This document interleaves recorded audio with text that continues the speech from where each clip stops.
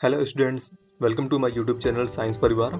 आज की वीडियो में हम लोग बात करने वाले हैं science class 10 chapter number 1 heredity and evolution के बारे में, जो कि महाराष्ट्र बोर्ड का है। एंड अब से इस चैनल पे मैं साइंस के जितने भी चैप्टर्स हैं, स्पेशली महाराष्ट्र बोर्ड के इंक्लूडिंग एक्सएस के क्वेश्चन आंसर, वो सारे मैं कवर अप करूँगा। आज का जो वीडियो है वो एक इंट्रोडक्टरी वीडियो है। इसके बारे में हम लोग देखेंगे कि इस चैप्टर में कौन कौन से टॉपिक्स हैं।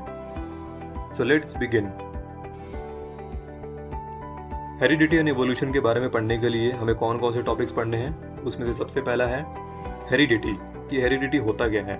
सो इसका हम सिंपली डेफिनेशन देख लेते हैं कि हेरिडिटी होता क्या है। Transfer of biological characters from one generation to the next generation by the genes known as heredity. Heredity का मतलब क्या होता है? बदलाव। हमारे अंदर में जो बायोलॉजिकल कैरेक्टर्स है, एग्जाम्पल के लिए कुछ कैरेक्टर्स मुझे डैड से मिला है, कुछ कैरेक्टर वो मुझे मेरी मॉम से मिला है। एग्जाम्पल के लिए मेरी जो हाइट है वो मेरे डैड पे गई है। आपने भी सुना रहेगा कि आपके आस पड़ोस वाले या फिर जितने भी रिलेटिव्स है बोलते हैं कि हाँ, जब बच्चा पैदा होता है तो उसको बोलते हैं कि ये मम्मी पे गया है या फिर ये पापा के ऊपर में गया है। तो ये चेंजेस कैसे दिखते हैं, सिमिलरिटीज कैसे दिखते हैं? Because of heredity. ये बदला लाने का जो काम होता है वो कौन करता है? By the jeans. एग्जाम्पल के लिए height, skin colour, eye colour, texture और इंटरनली एंग्री या फिर काम। ठीक है, जो hair, height plus skin colour, eyes, ये जो है ये सब के सब एक्सटर्नल कैरेक्टर्स हैं। और इंटरनल कैरेक्टर्स में एंग्री और काम आएंगे। किसी की हाइट छोटी होती है, किसी की हाइट बड़ी होती है। अगर किसी फैमिली में उसमें से किसी भी एक पेरेंट्स का अगर हाइट अगर छोटा है और किसी एक पेरेंट्स का हाइट अगर बड़ा है, तो 50-50% पॉसिबिलिटीज होती है कि आने वाला जो बच्चा होगा या तो शॉर्ट हाइटेड होगा या फिर लॉन्ग हाइटेड होगा। सेम स्किन कलर में होता है, कोई फेयर होता है, कोई डार्क होता है। आई कलर में भी बहुत सारे वैराइटीज है, कोई ब्लू होता है, किसी का ग्रीन होता है, किसी का डार्क ब्लैक होता है, किसी का ग्रे होता है। तो ये सारे जो चेंजेस आते हैं वो क्यों आते हैं? बिकॉज ऑफ जीन्स, जो हमें हमारे पेरेंट्स से मिलता है। नेक्स्ट टॉपिक है ट्रांसक्रिप्शन। इसमें डीएनए का पार्ट है। इसके अंदर में replication, transcription, translation and translocation आते हैं। सो ट्रांसक्रिप्शन क्या होता है? सिंथेसिस ऑफ एमआरएनए, यानी एमआरएनए को बनाने के प्रोसेस को बोलते हैं ट्रांसक्रिप्शन। ठीक है, बट कंडीशन क्या है? As per the nucleotide sequence present on the DNA which is known as transcription. Short and simple में अगर मैं बोलूँ कि ट्रांसक्रिप्शन होता क्या है, it's nothing but a type of process where synthesis of mRNA occurs.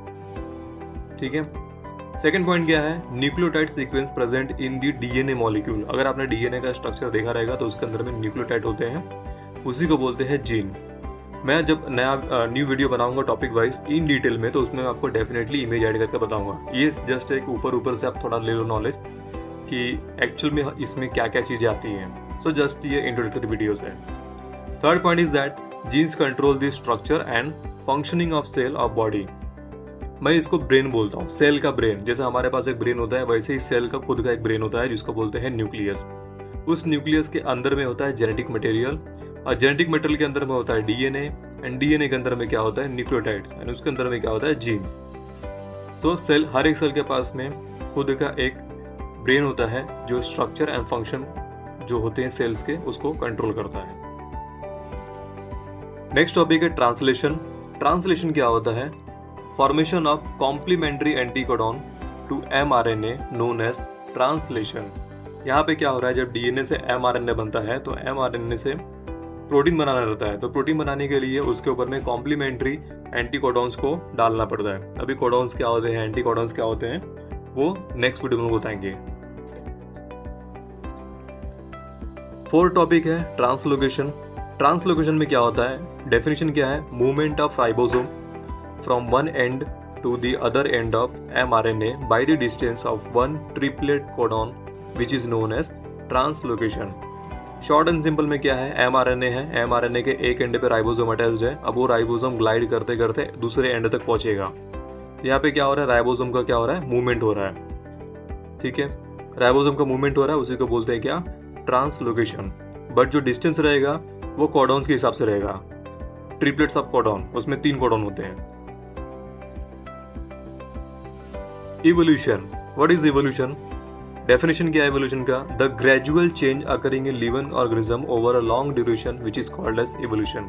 For example, हमारा जो इवोल्यूशन हुआ है वो एप से हुआ है। ओके, हमारे जो पूर्वज थे एप्स थे, वहाँ से एवोल्यूशन होते होते होते हम लोग इंसान बन गए। सो यहाँ पे जो चेंजेस आया वो बहुत ही धीरे धीरे आया, बट लॉन्ग ड्यूरेशन के लिए था। ऑलमोस्ट हज़ारों साल लगे हमें बंदर से इंसान बनने में।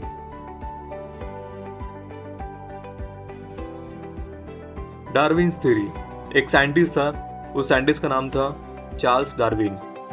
Darwin theory proposed by the Charles Darwin. Darwin theory में क्या एडेड था, कौन सी थ्योरी थी, theory of natural selection. Theory of natural selection state the survival of fittest. ये जो थ्योरी ऑफ नेचुरल सिलेक्शन है जो चार्ल्स डार्विन ने बताया था, उसका मतलब क्या होता है, it states the survival of fittest. Survival of fittest क्या होता है, जो उस कंडीशन में, पर्टिकुलर कंडीशन में जो ऑर्गेनिज्म सर्वाइव कर लिया, उसी को बोलते हैं survival of fittest. Organism which are fit for survival evolve while those that are not perish. ठीक है, ऐसे ऑर्गेनिज्म वो अपने आप को सर्वाइव करने के लिए उस कंडीशन के हिसाब से अपने आप को ढाल लेते हैं। उसको ढालने के लिए वो अपने आप को इवॉल्व करते हैं ताकि उस कंडीशन को वो अडेप्ट कर सके, अदरवाइज क्या हो जाएंगे, वो डेड हो जाएंगे। तो ऐसे ऑर्गेनिज्म जो अपने आप को पर्टिकुलर कंडीशन के हिसाब से अपने आप को इवॉल्व कर लेते हैं, उसी को बोलते हैं सर्वाइवल ऑफ फिटेस्ट। और इसके बारे में उन्होंने अपने बुक में बताया है जिसका नाम है origin of species. Next topic है लामार्किज्म। लामार्किज्म एक साइंटिस्ट थे। लामार्क साइंटिस्ट था, उन्होंने क्या बताया था, यूज और डिसयूज ऑफ ऑर्गन। अगर हम किसी ऑर्गन का यूज़ कर रहे हैं तो वो ऑर्गन रहेगा, अगर किसी ऑर्गन का यूज़ करना बंद कर दें तो इवोल्यूशन की वजह से वो ऑर्गन डिसअपियर हो जाएगा। फॉर एग्जांपल जो स्नेक्स थे, जो सांप वगैरह थे, उनके पास में पैर थे लेकिन उन्हें यूज़ करना बंद कर दिया था, उनका यूज़ होता ही नहीं था। सो ऐसे ऐसे करते करते हज़ारों साल लगे और उनके जो लिम्स थे वो गायब हो गए। अभी करंटली स्नेक्स को ना तो हाथ होते ना पैर होते हैं। वैसे ह्यूमंस में पहले टेल थी, बट टेल का यूज़ नहीं था कुछ भी, तो धीरे धीरे ह्यूमंस में वो टेल का जो सेक्शन है वो भी गायब हो गया। सो यही बताया लामार्क ने, यूज और disuse of organ. Theory of inheritance as well the ancestry, यानी क्या जो हेरिडिटी आई थी वो हमारे एंसेस्टर से आई थी या कुछ बदलाव हुए थे, कैसे हुए थे, वो सब चीज़ें इन्होंने लामार्क ने बताया। जब हम डिटेल में पढ़ेंगे तब मैं इसके बारे में आपको डेफिनेटली बताऊंगा इन डिटेल में। नेक्स्ट टॉपिक है स्पेशिएशन। स्पेशिएशन क्या होता है, डेफिनेशन क्या है, the process of formation of new species from earlier one known as speciation. मतलब क्या, फॉर्मेशन ऑफ न्यू स्पीसीज, एक नई स्पीशीज का पैदा करना उसके प्रीवियस स्पीशीज से। ठीक है, प्रीवियस स्पीशीज से, एग्जाम्पल के लिए जो मंकीज है वो प्राइमेट से ह्यूमन की स्पीशीज आई। हम लोग क्या है, होमोसेपियंस, हमारी स्पीशीज क्या है, होमोसेपियन। तो शॉर्ट एंड सिंपल में स्पेशिएशन क्या होता है, the process of formation of new species, मतलब एक न्यू स्पीसीज बन रही है फ्रॉम द अर्लियर वन, मतलब पहले की जो स्पीसीज थी उससे इवॉल्व होकर एक न्यू स्पीसीज पैदा हो रही है, उसी को बोलते हैं स्पेशिएशन। नेक्स्ट टॉपिक है human evolution. As I told you कि हम जो ह्यूमंस हैं हम लोग एप से इवॉल्व हुए हैं। सो ह्यूमन इवोल्यूशन क्या होता है, it's a lengthy biological process change by which human originated from app like ancestor. हमारे जो एंसेस्टर थे वो ऐप लाइक थे, ठीक है, बिकॉज हमारा डीएनए उनका डीएनए ऑलमोस्ट 97% मैच करता है। So as per the books and as per the scientist theories कि हमारा जो इवोल्यूशन हुआ है वो एप से हुआ है।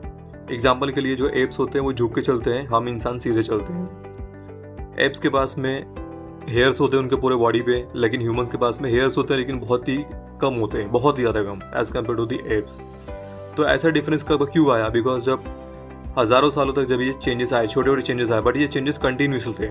जितने भी चेंजेस आए ये सारे के सारे बायोलॉजिकल चेंजेस थे और इन्हीं की वजह से एक न्यू स्पीसीज पैदा हुई जिसको बोलते हैं क्या, humans. So that is all for today. I hope आप लोगों को थोड़ा बहुत इंट्रो समझ में आया रहेगा। अगर आपको अभी भी समझ में नहीं आया है तो इसके बाद जब मैं नेक्स्ट वीडियो डालूंगा टॉपिक वाइज इन डिटेल में, तब आपको डेफिनेटली समझ में आ जाएगा। अगर वीडियो अच्छा लगा हो तो then do like, subscribe and join our team. And अगर आप चाहते हो कि आपके साथ साथ आपके फ्रेंड्स भी आगे बढ़ें तो आप उन्हें भी डेफिनेटली शेयर कर सकते हैं। So that is all for today. Thank you very much.